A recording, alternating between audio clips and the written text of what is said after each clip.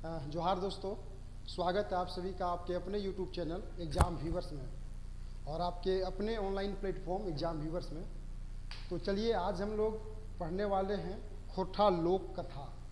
आज हम शुरू करे वाला ही खोरठा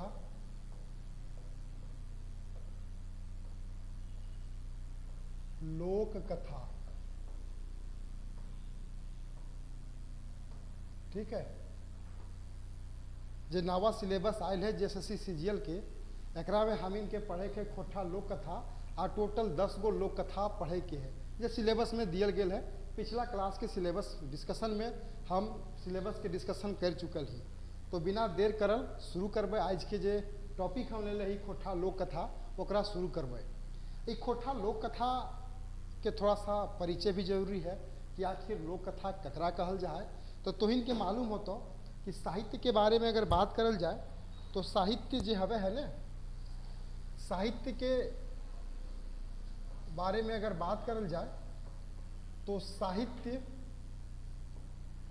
के मुख्य रूप से जो बांटल गेल है वो बांटल गेल है लोक साहित्य, लोक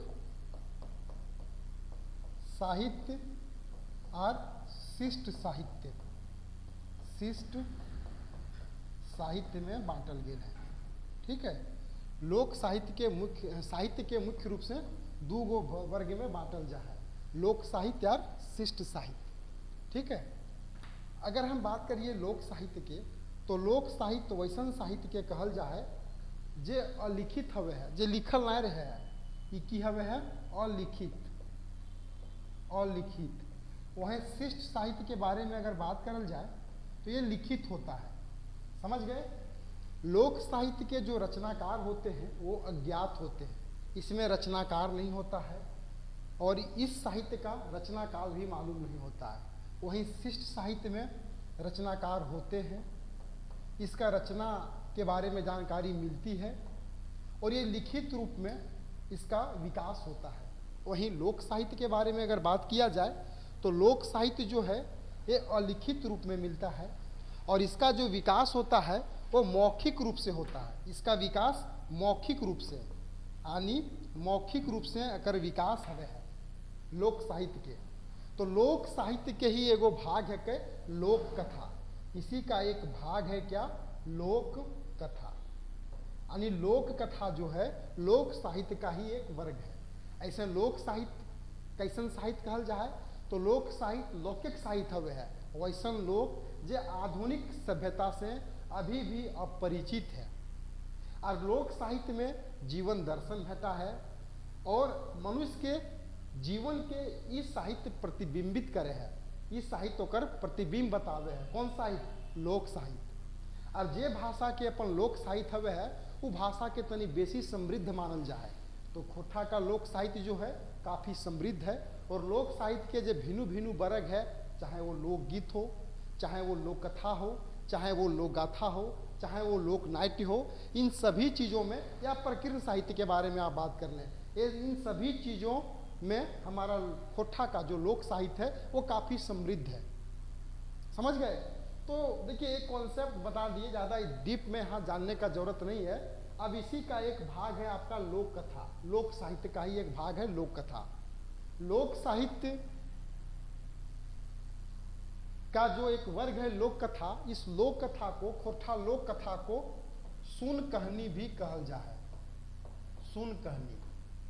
और लोक कथा के बारे में भी अगर बात करल जाए तो लोक कथा के बारे में आप लोग को हम बता दें, लोक कथा के बारे में आप लोग को हम बता दें कि खोरठा एकरा सुन कहानी कहल जाए। सुन कहानी कहल जाए ककरा? लोक कथा के सुन कहानी कहल जाए। नोट कर लीजिएगा आप लोग, सुन कहानी कहल जाए। ठीक है, और ये लोक कथा भी खोरठा लोक साहित्य के ही एगो भाग है के। खोरठा लोक साहित्य के ही एगो भाग है के। कौन भाग? लोक कथा। नोट कर लीजिएगा। और खोरठा लोक कथा के की कहल जाए? सुन कहानी कहल जाए। खोरठा लोक कथा के की कहल जाए? सुन कहानी कहल जाए। ठीक है, इसको भी आप नोट कर लीजिएगा। आगे अगर बारे में बात करें कि लोक कथा आखिर केकरा कहल जाए, लोक कथा हम कहेंगे किसको, तो इस लोक कथा के बारे में अगर बात किया जाए तो लोक कथा भी दो शब्दों के मेल से बना हुआ है। कौन कौन दो शब्द है भाई? तो एक है लोक और दूसरा है कथा। लोक का मतलब होता है लोग। कैसा लोग? जन साधारण लोग, जन साधारण लोग, आम लोग, समझ गए? यानी लौकिक कहानी, लौकिक कथा के ही लोक कथा कहल जाए।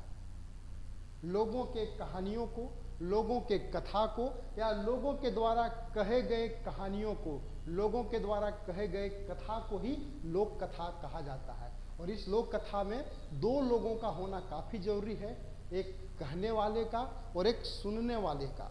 तो इसको भी आप नोट कर लीजिएगा। और हाँ, एक पॉइंट और आप नोट कर लीजिएगा कि लोक कथा यानी खोरठा लोक कथा, खोरठा लोक कथा जो है ना, ये खोरठा गद्य साहित्य के जननी है। कहे खोरठा गद्य साहित्य के जननी ककरा कहल जाए? खोरठा लोक कथा के। खोरठा गद्य साहित्य के जननी के है के खोरठा लोक कथा। इसको भी आप नोट कर लीजिएगा। और ये तो ऐसे आपको मालूम होगा कि खोरठा क्षेत्र में जो लोक साहित्य है ओकरा बांटल जा है लोकगीत में, लोक कथा में, लोक गाथा में, प्रकीर्ण साहित्य और ये लोक नाट्य में। अब हम बात करेंगे लोक कथा को, तो लोक कथा को भी लोग अलग अलग वर्गों में बांटते हैं, अलग अलग वर्ग में।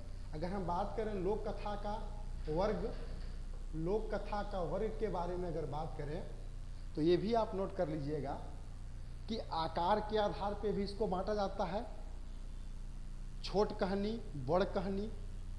इसके बाद दंत कथाओं के आधार पे भी इसको बांटा जाता है। इसके अलावा जो है सो अगर हम ऐसे साधारण रूप में बात करें तो इसको जो बांटा जाता है, एक होता है शिक्षाप्रद, जिसको हम लोग उपदेशात्मक भी कहते हैं, जिसको हम लोग उपदेशात्मक भी कहते हैं।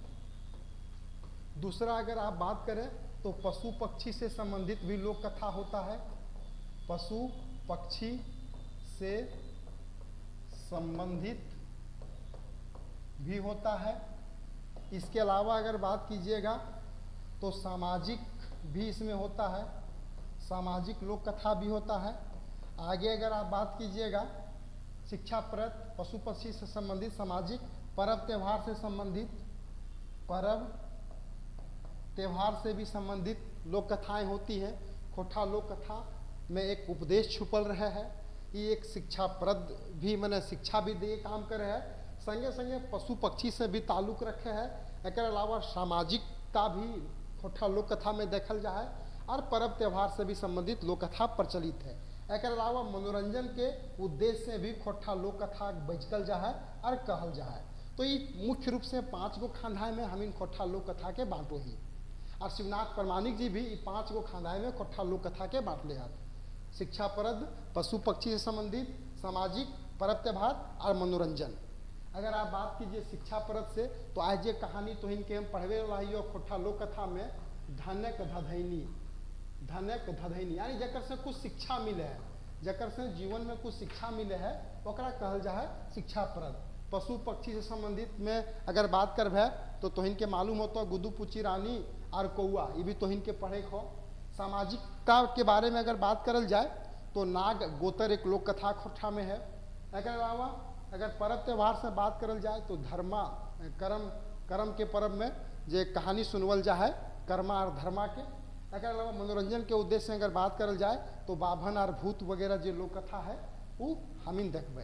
तो मुख्य रूप से लोक कथा तो इनके समझ में आ गया। तो अब लोक कथा के बारे में भी कुछ पॉइंट है जिसको आपको याद कर लेना काफ़ी जरूरी है। पहला ये कि खोरठा लोक कथा के जो रचनाकार होते हैं वो अज्ञात होते हैं, इसका रचना वर्ष मालूम नहीं होता है, ठीक है। और इस लोक कथा में एक कहने वाला एक सुनने वाला होता है। और खोरठा लोक कथा में जो जीवन दर्शन मिलता है वो आम लोगों के साथ जो घटनाएं घटित होती है उसी का पूरा एक चित्रांकन देखने को मिलता है खोरठा लोक कथा में। ये भी आपको मालूम हो जाना चाहिए। अब यहाँ पे आपके मन मस्तिष्क में एक सवाल आ रहा होगा कि आखिर खोरठा लोक कथा का जन्म कैसे हुआ होगा, इसकी जन्म की माने क्या इतिहास है। तो आप जान लीजिए कि एक केवल लोग जो है सो एक अनुमान लगाते हैं इसके इतिहास के बारे में सटीक जानकारी नहीं मिलती है, लेकिन अनुमान के आधार पर एक कहा जाता है कि जब मनुष्य का कहिए तो उत्पत्ति इस धरती पे हुआ होगा और मनुष्यों ने बोलना शुरू किया होगा, उसी समय खोटा लोक कथा का भी जो है सो जन्म हो गया होगा। क्योंकि जब लोगों ने बोलना शुरू किया तो उनके आसपास जो भी घटनाएं घटती होगी, क्योंकि मनुष्य के जीवन में भी धीरे धीरे उसके जीवन में विकास होते गया, उसी प्रकार से खोटा लोक कथा में भी धीरे धीरे विकास होते गया। जब मनुष्यों ने बोलना शुरू किया होगा, जब उसके आसपास घटनाएं घटित होगी, चाहे वो जंगल जाता होगा शिकार करने के लिए, तो पशु पक्षियों से या जानवरों से उसकी भिड़ंत होती होगी, तो उसी के आधार पे उसने आकर के अपने समुदाय के बीच में एक कथा सुना दिया और वही फिर धीरे धीरे कथा बन गया। इसके बाद धीरे धीरे लोग गुफा में रहना शुरू किए, गुफा से बाहर निकले, घर में रहना शुरू किए, यानी लोगों में समय समय पर विकास होते गया। उसी प्रकार से खोटा लोक कथा में भी समय अनुसार विकास होते गया। जैसे आप देखिएगा कि भूत प्रेत का कहानी, जब आदमी माने अंधविश्वासी थे तो भूत प्रेत के ऊपर भी लोक कथाएं हैं। इसके बाद जैसे शिक्षा वगैरह आया तो आप देखिएगा कि राजा और रानी, राजा वगैरह का जो राजा प्रजा की जो कहानियां हैं, यानी समय समय के अनुसार खोटा लोक कथा में भी डेवलपमेंट होते गया। और हम ये भी कह सकते हैं कि खोटा लोक कथा मानव जीवन के विकास के दर्शन है, यानी मानव जीवन के विकास के प्रतिबिंबित करे के काम खोटा लोक कथा करे है। तो ये मालूम चल गया होगा। अब इतना इससे अधिक जानने का जरूरत आप लोग को नहीं है। अब चलिए हम लोग शुरू करते हैं। आज के जो महत्वपूर्ण लोक कथा को हम लेकर के आप सबों के बीच में उपस्थित हुआ हूँ, उस लोक कथा का जो शीर्षक है, उस शीर्षक का नाम है धन्यक धधैनी। नोट कर लीजिएगा आप लोग, धन्यक धधैनी, धन्यक धधैनी, धन्यक धधैनी। आज पहला खोटा लोक कथा हम लेकर के आप लोगों के बीच में उपस्थित हुए हैं। समझ गए? अब चलिए यहाँ से आप लोग कॉपी कलम को उठा लें और कुछ कुछ पॉइंट को नोट करते चले जाएं। अगर बात करें धनक धदैनी, तो इसका जो मतलब है, इसका जो मतलब है, अर्थ क्या हुआ भाई? अर्थ हुआ धन का घमंड, है ना? हुआ धन का घमंड, चाहे धनक गर्व, जो बोलिए गर्व हो जाता है किसी को धन। देखिए से इसका अगर प्रकार बात करें कि किस प्रकार का लोक कथा है, तो यह लोक कथा जो है वो उपदेशात्मक लोक कथा है। उपदेशात्मक, उपदेशात्मक लोक कथा है। इसको आप शिक्षाप्रद भी कर सकते हैं, ठीक है, शिक्षाप्रद भी कर सकते हैं। उपदेशात्मक के साथ साथ शिक्षाप्रद भी है। समझ गए? अब आगे बात करेंगे कि लोक कथा प्रकाशित कहाँ पे है? इंजराइल। तो ये लोक कथा जो इंजराइल है यानी प्रकाशित है, वो खोटा लोक साहित्य नामक किताब में। कहाँ पे? खोटा लोक साहित्य नामक किताब में। नोट कर लीजिएगा, खोटा लोक साहित्य नामक किताब में ये धनक धधैनी जी है से प्रकाशित अगर भेल है, खोटा लोक साहित्य नामक किताब में। नोट कीजिएगा। आगे अगर हम बात करें खोटा लोक साहित्य, लोक खोटा लोक साहित्य का प्रकाशन वर्ष, प्रकाशन वर्ष, तो इस किताब का प्रकाशन सबसे पहले 2012 ईस्वी में भेल है। ठीक है। प्रकाशक, इस किताब का प्रकाशक के बारे में आप लिख लीजिएगा। इस किताब का प्रकाशक कौन है भाई? तो झारखंड, लिखिएगा झारखंड, झारखंड जनजातीय, झारखंड जनजातीय शोध कल्याण शोध संस्थान, कल्याण शोध संस्थान। ठीक है, झारखंड जनजातीय कल्याण शोध संस्थान, रांची, रांची, रांची से किताब प्रकाशित भेल है। ये किताब एक प्रधान संपादक के लाग थी, ये भी नोट कर लीजिएगा। प्रधान संपादक हैं doctor A K. Jha, doctor A K. Jha. अन्य संपादक के रूप में इसमें आए हैं चित्रंजन महतो चित्रा, नोट कर लीजिएगा, चित्रंजन महतो चित्रा जी आए हैं। इसके अलावा शिवनाथ परमालिक जी भी है, साथ ही साथ श्याम सुंदर महतो श्याम जी भी हैं, प्रोफेसर बी एन होदार और दिनेश दिनमणि, इनके साथ साथ गिरधारी गोस्वामी आकाश खुट्टी अन्य संपादक के रूप में इस किताब में है। तो यहाँ से भी सवाल पूछने की संभावना बनती है। अब आगे हम बात करें, आगे अगर बात किया जाए धनक धधैनी के बारे में, तो नोट कर लीजिएगा, धनक धधैनी। तो धनक धधैनी मतलब धन के गर्मी, धन के घमंड जो है ऊ हवे है, अकर मतलब। अब यहाँ पे पात्र के रूप में के आयल है, ये धनक धधैनी लोक कथा में पात्र के रूप में कौन कौन आए हैं। सबसे पहले लिख लीजिएगा, एक ठो बुढ़िया आई है, बुढ़िया जो विधवा रहती है, बुढ़िया जो है विधवा रहती है, इसके साथ ही साथ गरीब रहती है, ठीक है। एक बुढ़िया आई है और इसके साथ साथ वो काफी गरीब भी है। इसके बाद दूसरा जो पात्र है वो चमटू है। कौन है भाई? चमटू। ये कौन है? बुढ़िया का बेटा, बुढ़िया का इकलौता बेटा, बुढ़िया का एकलौता बेटा, एकलौता बेटा, यानी बुढ़िया का इकलौता बेटा क्या है? चमटू। बुढ़िया क्या है? विधवा रहती है। और तीसरा जो है एक ठो बांदर आयल है, बांदर। बांदर को कौन लाया था? चमटू लाया था। कहाँ से लाया था? तो बाजार से खरीद कर। चमटू बाजार से कीनल हल है, कीनल हल है, ठीक है। तो ये तीन मुख्य पात्र के रूप में यहाँ पे आए हैं।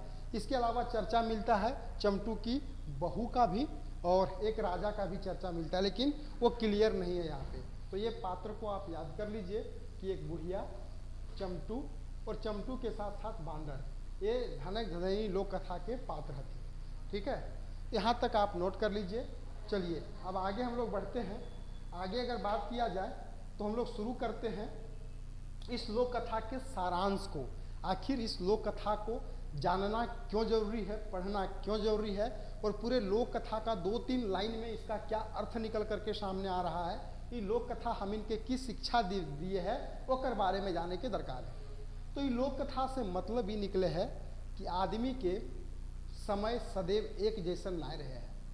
मान लीजिए आज आप गरीब हैं और जिस समय आपकी स्थिति काफ़ी बदतर थी और उस स्थिति से बाहर निकालने में जिन लोगों की भूमिका रही है, जिन लोगों ने आपके ऊपर उपकार किया है और जिसके प्रताप से आज आप जीवन में सफल हुए हैं, जीवन में आप बहुत आगे बढ़े हैं, धन संपत्ति इकट्ठा किए हैं, तो बुरे समय में जिन लोगों के कारण से आपका अच्छा समय आया है उन लोगों को कभी भूलना नहीं चाहिए। अगर आप वैसे लोगों को भूल जाइएगा, किसी के उपकार को भूल जाइएगा और आप घमंड में आ जाइएगा, तो वही घमंड आपके विनाश का कारण बनता है। और यही सीख इस लोक कथा में भी देखने को मिलती है। इस लोक कथा में एक बुढ़िया काफ़ी गरीब रहती है, उसका एक बेटा चमटू रहता है।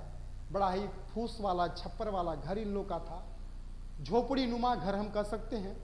किसी तरह से ये अपने जीवन को काट रहे थे, काफ़ी बदतर स्थिति में जी रहे थे। उसी बीच उसका बेटा जो है वो बाजार जाता है और बाजार से एक बांदर को खरीद करके लाता है, बंदर को खरीद करके लाता है, और वही बंदर इनके जीवन में खुशियाँ लाने का काम करता है, इन लोगों के जीवन में धन संपत्ति लाने का काम करता है। और बाद में इन लोग उसी बंदर को दुत्कारने लगे, उसको मान सम्मान कम देने लगे। इन लोगों को लगने लगा कि यह बंदर मर जाए, इस बंदर को फेंक दें, यानी उन लोग घमंड में चूर हो गए थे। उन्हें कुछ दिख नहीं रहा था कि किसकी वजह से, किसके कारण से आज उनके जीवन में, आज उनके लाइफ स्टाइल में एक चेंजेस आया है, एक सुधार आया है। और यही घमंड उन लोगों को लेकर के डूब जाता है, उन लोगों का विनाश का कारण बनता है। तो समझ में आप लोग को आ गया होगा। साथ ही साथ एक पॉइंट और आप नोट कर लीजिएगा कि धनक धधैनी जो लोक कथा है, ये लोक कथा के खोठा लोक साहित्य में संकलन करे के काम शांति भारत कर ले है। के कर ले है? शांति भारत। नोट कर लीजिएगा इस पॉइंट को भी कि खोठा लोक साहित्य में ये लोक कथा के संकलन करे वाला शख्स के है शांति भारत। और शांति भारत के बारे में आप लोग को मालूम होगा कि ये खोठा के एक व्यंग साहित्यकार के रूप में जाने जाते हैं। इनका जन्म हुआ था, आप नोट कर लीजिएगा, इनका जन्म हुआ है 6 अप्रैल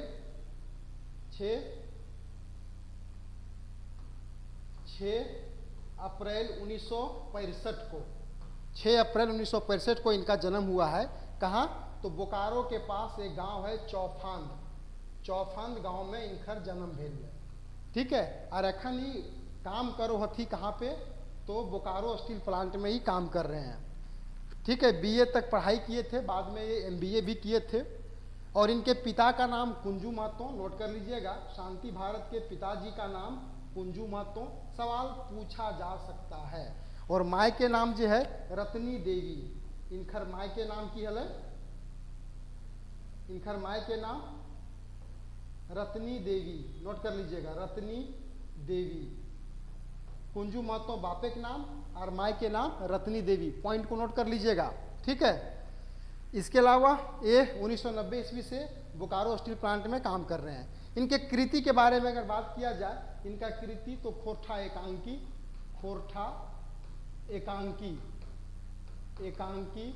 इनकर कृति लगे। एकर संगे संगे इनकर कृति के रूप में लौतन डहर खोठा कविता, लौतन डहर ये भी रचना लागे शांति भारत जी के, ये भी आप नोट कर लीजिएगा। इसके अलावा बेलंदरी लोकगीत संग्रह किताब इनका है, बेलंदरी। तो यहाँ से भी सवाल पूछने की संभावना बनती है, इसलिए आप इसको भी नोट कर लीजिएगा। ठीक है। और इसके बाद एक संस्मरण जो आप लोगों ने पढ़ा था श्रीनिवास पांडुरी जी से जब ये मिले थे, जिसका शीर्षक था बोरवा अड्डा अखई बोर, वो लिखे वाला भी केल तू शांति भारत जी। एक अलावा बहुत सारे किताब में संज्ञा संपादक के रूप में भी काम कर ले हत। चलिए अब देर नहीं करते हैं और शुरू करते हैं हम लोग जो लोक कथा है। ठीक है। लोक कथा के हम शुरू करे वाला है। तो लोक कथा पढ़वे हमें धनेक धधैनी। ठीक है। धनेक धधैनी लोक कथा के हम पढ़े वाला है। तो सारांश तो समझा दिया आप लोग को। अब चलिए लाइन बाय लाइन इसको हम लोग पढ़ते हैं। क्या है? धनेक धधैनी मतलब धन के घमंड, धन के गर्व करना। क्या कहा जा रहा है कि एगो गाँव में एगो बूढ़ी हली, एगो गाँव में एगो बूढ़ी हली, ओकर साधे के एगो बेटा हले चमटू। यानी एक गांव में एक बुढ़िया रहा करती थी और उस बुढ़िया का एगो बेटा था जिसका क्या नाम था? चमटू। भूखे दुखे कोन्हो रकम दुइयो साग मारे दिन काटे हम। यानी बड़े ही गरीबी में रह करके किसी तरह से अपने जीवन को इन लोगों ने काट रहा था। एक दिन बूढ़ी चमटू के रूपा के एगो टाका देके कहले। एक दिन की बात है, वह जो बुढ़िया थी यानी चमटू की माँ, वो अपने बेटे चमटू को रुपया का एगो टाका, एगो सिक्का दे करके कहती है। क्या कहती है? नूनू बाजार जाऊ और कोनो व्यापार कर, ना तो की कैर घर चले बे। कि अपने बेटा को वह कहती है, बाबू लो इस रुपये को और तुम इसको ले करके बाजार जाओ और बाजार जा करके व्यापार करो, क्योंकि तुमको जीवन को काटना है, जीवन को जीना है, घर बार को चलाना है। अगर तुम कुछ नहीं करोगे तो तुम्हारा जीवन कैसे चलेगा? आगे है, रूपा टाका लेके चमटू हाट गए। रुपये का पैसा लेकर के चमटू कहाँ चला गया? बाजार चला गया। हाट का मतलब क्या होता है? बाजार। नोट कर लीजिएगा, हाट का मतलब बाजार। सारा दिन हाटें दुकानदारी देख के चमटू थक गए। यानी दिन भर वह दुकान में कभी इधर कभी उधर, हाट में जितनी भी, बाजार में जितनी भी दुकानें लगी थी, सभी दुकान में जाकर के घूमता है। और घूमते घूमते चमटू थक चुका था। ताबो कोनो चीज होकर पसंद न भले। यानी इतना घूमने के बाद, थकने हारने के बावजूद उसे बाजार में कोई भी चीज़ पसंद नहीं आया जिसको लेकर के खरीद करके वो कुछ बिजनेस करे। बेचारा करत तो करत की, बेचारा वो करता तो करता क्या? छूछे हाथ घार घुरले मायक दुंदरनी सुने हते। मन में उसका एक सवाल आया, अगर खाली हाथ वह वापस घर जाएगा तो माँ की डांट फटकार सुननी होगी। डांट फटकार उसको सुनना पड़ेगा। ठीक है। तखन ढेर बूझ बाज के देखल और घुरती बेरे पटाए सटाए के एगो बांदर किनल और मुंह अंधेरे घर घुरल। यानी जब उसके दिमाग में ये आकर के बातें क्लिक की, अगर वो खाली हाथ घर जाता है तो माँ की डांट फटकार सुननी पड़ेगी। तब उसने क्या किया? सोच समझ करके, बूझ बाज करके एक ठो व्यापारी के पास जा करके, मने मोल भाव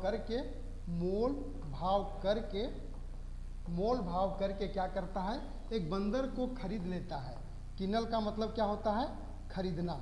एक बंदर को खरीद लेता है और मुंह अंधेरे घर मतलब शाम, यानी रात्रि होने से पहले तक घर वापस आ गया। आगे देखिए, बेटा काम देख के बूढ़ी रागे चमटू के धमके लागली। अब बुढ़िया माँ, इसको लगा कि लेके बंदर जाएंगे तो माँ खुश होगी, लेकिन हो गया उल्टा। बेटा के इस करदानी को देख करके, इस करतूत को देख करके माँ जो होती है अपने बेटे चमटू को धमकाने लगती है। ऊँच माने नहीं होता है झाड़ देना, गुस्सा निकाल देना, डांटने लगी। क्या कहती है, हारे कुलंगर, हाय भतवा, ये बांदरटा की करबे कि दिमाग बुद्धि एकदम भ्रष्ट हो गलो रे बेटा। ये बंदर को खरीद के तुम लाया, तुम इसका क्या करोगे?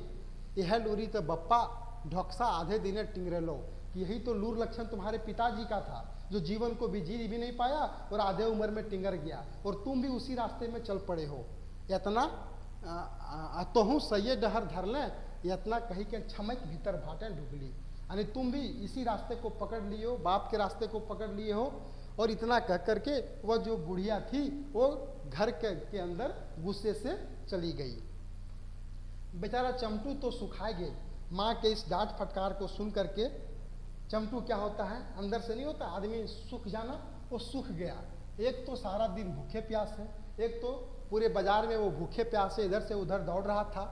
थक मोर के कते हुए वो बांदर आनल, यानी बड़ा ही कहिए तो थक हार करके बड़े ही उल्लास के साथ और उत्साह के साथ, हुब का मतलब होता है उल्लास, उत्साह, उमंग से वो एक बांदर को खरीद करके लाया। ऊपर से माँ एक बोली सुन के अधीर भय उठल, अस्थिर हो उठल, यानी ऊपर से माँ की झल्लाहट को सुन करके, माँ जो उसको डांट दी थी उसको सुन करके इसको भी अच्छा नहीं लगा। चमटू के कांदू मांदू देख के बंदर बूढ़ी ठीने गेल और कहले। चमटू को रोते धोते देख करके वह जो बंदर था, बंदर को बर्दाश्त नहीं हुआ, वो कहाँ चल गया, चमटू की माँ बुढ़िया के पास चला जाता है। माँ चमटू के नाय धमका है, और बंदर जाकर के चमटू की माँ को, उस बुढ़िया को क्या कहता है कि माँ तुम चमटू को मत धमकावो, हमें खूबे सोना रूपा आइन देवो, कि तुमको जितना भी रुपया पैसा सोना चाहिए मैं सभी ला करके तुमको दे दूंगा। दूसर दिन बांदर झलफले उठल। अगले दिन सुबह बंदर जो था वो सुबह सुबह झलफले मतलब होता है वही सूर्योदय के पहले, सूर्योदय के पहले यानी 5 बजे के आसपास वो उठता है, 4 बजे के आसपास। दूसर दिन बांदर झलफले उठल और बहुत दूर एगो राजा महले गए, और उस गांव से काफ़ी दूर एक राजा का महल था, वहाँ पे वो गया। एगो गांठे मने मतना सोना रूपा बांधल, यानी गांठे मतलब होता है मोटरी, भाई साड़ी वाड़ी का जो मोटरी बनाता है लोग, ठीक है, उसमें जितना मन किया उतना सोना और रुपया वो बांध लिया और घर आन के बूढ़ी दे दे, और घर आकर के उस बुढ़िया को वो चमटू की माँ को दे देता है। बूढ़ी इतने सोना रूपा देख के गदगदाए के उठली। बुढ़िया कभी जीवन में इतना कुछ देखी नहीं थी, इतना सोना चांदी को देख करके वो क्या हो गई, अंदर से काफ़ी खुश हो गई। चमटू के तो चुम्मा मारी तोड़ना है, यानी चमटू को इतना मैंने प्यार वो दे रही थी, इतना चुम्मा दे रही थी, मैंने प्यार दुलार कर रही थी कि उसका कोई तोड़ नहीं, उसके बारे में कहा ही नहीं जा सकता है। और बंदरों के बेटा, और उस बंदर को भी बेटा बेटा कहे लागली, और उस बंदर को भी बेटा बेटा उसकी माँ कहने लगी। वैसे बांदर कभियो रूपा टाका आने लागल तो कभियो मुंगा मोती, वैसे ही बंदर कभी रुपया ला करके, कभी पैसा ला करके, कभी जो है सो मोती ला करके, मूंगा ला करके बुढ़िया को देने लगा। देखते देखते बांदरे के प्रताप पे चमटू राजा बन गए, और देखते ही देखते चमटू जो था वो बंदर के कृपा से क्या बन गया, राजा बन गया। चमटू क्या बन गया, राजा बन गया। ठीक है, चमटू राजा बन गया। पवार घारे जगह बड़ बड़ गढ़ गुड़ा बन के तैयार, यानी जहाँ पे वो किसी प्रकार से रहा करता था, बिचाली वाले घर में रहा करता था, वहाँ पे पवार का मतलब बिचाली होता है, छत में बिचाली दे करके किसी प्रकार से रहा करता था। आज उस बंदर के कृपा से कहिए तो बड़े बड़े महल बन करके तैयार हो गए थे। लाखे कारोबार चले लगले, लाखों का रोजगार चलने लगा था। घोड़ा हाथी घर भर गए, घोड़ा हाथी से घर पूरा भरा हुआ था। दूधे के बांध बहे लागले, दूध की नदियाँ चमटू के घर में बहने लगी। गाँव में कते कते लोग चमटू घारे मुनिस खटे खातिर हाम गोड़ी दिए लागला, यानी गांव के बहुत सारे लोग चमटू के घर में मजदूरी करने के लिए, काम करने के लिए धरना देना शुरू कर दिए। परे खाए के परिकल पुरोहित, दूसरों की कमाई खा करके जिन्हें आदत लग गई थी, वैसे ब्राह्मण लोग, वैसे पुरोहित लोग पूजा पाठे खातिर चमटू घारे नाका दौड़ी करे लागल। यानी चमटू के घर में दौड़ा दौड़ी करने लगे। नाक रगड़ना मतलब नहीं होता है कोशिश करना, कोशिश करने लगे। नाका दौड़ी मतलब होता है कोशिश करना। रसे रंगे डूमल चमटू उद्यम साढ़ रकम घुरे लागल। पैसा से रस रंग से चमटू आज क्या था, काफी डूब चुका था। और वो जिस तरह से एक सांड, छुट्टा सांड जो होता है, उद्यम सांड मतलब छुट्टा सांड, जिस तरह से घूमता है उसी प्रकार से चमटू भी पूरे गांव घर में घूमने लगा। बूढ़ी की शान तो देखे क्लियर, और उस बुढ़िया की शान तो देखने लायक थी। बूढ़ी बांदरे खातिर एगो रूपा खाटी बनाई दिले। बूढ़ी भी बंदर के लिए एगो सुंदर खटिया, एक मैंने रूपा खटिया मैंने सुंदर सा खटिया बना दी कि बंदर उस पर आराम करेगा। और दुलार प्यार से ओकरा खीवे पीवे लागले, और लाड प्यार से दुलार से उसको खिलाने लगती है। चमटू घर एक ताम झाम देख के आसपास के लोग मुड़े हाथ ले लेला। चमटू के घर की इस ताम झाम को देख करके, चकाचौंध को देख करके आसपास के लोग अपने माथे पे हाथ रखने लगे। कुछ दिन बीतल बाद एक दिन बांदरे बूढ़ी के आपन ठीन डाके कहले। कुछ दिन की बात है, कुछ दिन बीतने के बाद बंदर जो था वो बूढ़ी को अपने पास बुला करके कहता है, माँ अबरी दादा के बियाह दिए चाहिए माँ, अब चमटू दादा का शादी देना चाहिए। कल हमें एक ठीन कन्याई देखे जीवो। बंदर कहता है कि माँ कल मैं एक जगह पे दादा के लिए उसकी पत्नी मैंने एक लड़की देखने के लिए जाऊंगा। तनी झलफले जलपान कर दी हैं, तनी सुबह सुबह जलपान मेरा दे देना। दोसर दिन जलपान करके बांदर झलफले घाट से बाहर आए। अगले दिन वह बंदर सुबह सुबह नाश्ता करके कहाँ से निकलता है, घर से निकलता है। और बेरा चाके बैसते एगो राजे गेल है, और शाम होने से पहले ही वो एक दूसरे क्षेत्र में, एक दूसरे देश में चला गया, राज्य में चला गया। बांदर के खूब मान सम्मान भले उस जगह पे जहाँ वो गया था। बांदर को खूब मान सम्मान मिलता है, ठीक है। आगे फले फूले गादा लायक गेल, फल फूल का वहाँ पे एकदम कहिए तो ढेर लग गया था। बांदर पोगराए पोगराए खाए लागल। उस फल फूल को बांदर मैंने नहीं होता है पागुर करके खाना, वो खाने लगा। और चमटू राजा बरतू पाते कथा बर्ता करे लागल, और चमटू राजा का शादी की बातचीत वो वहाँ कहना शुरू कर दिया। बरतू पाते कथा सुन राजा खुशी ठिकाना, उस क्षेत्र का जो राजा था, शादी की बात को सुन करके, बरतू की बात को सुन करके उसकी खुशी का कोई सीमा नहीं रहा। तकर बाद बियाह दिन ठकान धरा के बांदर हासिल खेलल घर घूर आयल। अगले दिन शादी वादी ठीक करके बंदर जो होता है वापस चमटू के यहाँ वापस आ जाता है। बूढ़ी सुनी तो घर में फूल गेली, और बंदर जब आ करके कहानी सुनाता है चमटू की माँ को, तो चमटू की माँ जो वह बुढ़िया थी इस बात को सुन करके मन एकदम नहीं होता है फूल जाना, काफ़ी फूल गई घमंड से। अबरी तो बूढ़ी बादरे गोड़े तेलो मखवे लागली। अब बूढ़ी इतना खुश हो गई कि इसके बाद से जब उसके बेटे का शादी सेट हो गया तो उस बंदर के पैरों में अब तेल मालिश भी करना शुरू कर दी। दुलारे तो कोनो सीमा न है, लाड़ प्यार की कोई सीमा ही आप नहीं कहिए, बहुत तो करती थी। और एक दिन हंसी खुशी चमटू के बियाह भेले। अब अगले दिन तय तिथि के अनुसार से चमटू की शादी खुशी खुशी कर दी गई। बुढ़िया खाते सरगे चांद आ गए। बुढ़िया के हाथ में मानो ऐसा कि स्वर्ग का चांद आ गया हो। दिन रात बहू बेटाएं डूबल रहे, दिन रात वो बहू बेटा में ही डूबी रहती थी। यानी बंदर को वो उन लोगों को भूल चुका था। बांदरे खेज पुछार भला, बंदर का खोज पुछार जब किया जाने लगा, बांदरे खेज पुछार भला के करे, यानी लोग दूसरे दुनिया में मशगूल हो गए थे। अब बंदर को खोजने वाला कौन था? न चमटू कखनो बांदरे टावान ले, न चमटू कभी बंदर के बारे में पता करता था। टावान का मतलब होता है पता करना। न चमटू बहुई, न चमटू की पत्नी। ऊपर ले यदि कखनो बांदने चमटू बहू के भौजा भौजी कहे, और ऊपर से अगर बंदर कभी चमटू की पत्नी को आकर के भौजी भौजा भौजी कहता था, तो ऊपर से उसे उसके ऊपर उन लोग डांट फटकार लगा देते थे, यानी खखुआ या उठी है। बांदर ने हिंदे का रहा न हुंदे, बंदर ना इधर का रहा ना उधर का, जिसको नहीं कहते जातियों गले पर जातियों गले, वही हाल हो गया बंदर के साथ। गोठे गनाए ने पाघाए पंधाए, यानी कहीं का वो नहीं रहा। बांदरे की आँखी और नींद रहा, बंदर की आंखों में अब नींद कहाँ। तखन एक दिन बांदरे बूढ़ी के डाक के पूछले, दिमाग में उसका तरह तरह का बात आने लगा, उससे रहा नहीं गया। तो वह बंदर क्या करता है, बुढ़िया को अपने पास बुलाता है और पूछता है, दादा तो बिया भय गए, भैया का शादी तो हो गया, अबरी हम यदि मर जाए तो की करबे, अगर मैं अभी मर जाऊंगा तो तुम क्या करोगी। तखन बूढ़ी कहले, उसमें बूढ़ी उस बंदर को कहती है, हाँ बेटा ऐसा हाव खाव काहे बके हैं कि बेटा तुम इतना हाव खाव क्यों कहते हो। तो मोरले हमें खूबे कांदबो कि तुम जब मर जाओगे तो मैं खूब रोऊंगी, तोरो चंदन काठे पड़ेबो और फिर तुमको चंदन की लकड़ी में जलाऊंगी, और फिर तो मोरले हमें कि यार बाचब बेटा, और फिर तुम अगर मरोगे तो यह बुढ़िया बच पाएगी बेटा। बंदर को कहती है वो बुढ़िया। दूसरे दिन बांदर मोरे नाटक करल, अगले दिन वह बंदर मरने का नाटक करता है, देखे खातिर कि ये सब की करता, देखने के लिए कि इन लोग अब क्या करेगी। बिहान ही जखन बूढ़ी देख ली, सुबह सुबह जब बूढ़ी देखती है कि बांदर मोर गेल, यानी बंदर वो जो होता है मरने का नाटक कर देता है, यानी इन लोगों का परीक्षा लेना शुरू कर देता है। और जब सुबह सुबह वो बुढ़िया आके देखती है कि बंदर तो मर गया, तो तनी इधर उधर उल्टा पलटा देख ली, तो बंदर को उल्टा पुल्टा के वो बुढ़िया देखती है। मैंतुक धनक गर्भे एको तनी कांदली ना, लेकिन धन के घमंड में इतना वो डूब गई थी कि वो थोड़ा सा भी अपने आंख से आंसू नहीं निकालती है। बांदर एकदम सुगुम, बंदर एकदम चुपचाप था। सुगुम का मतलब होता है चुपचाप।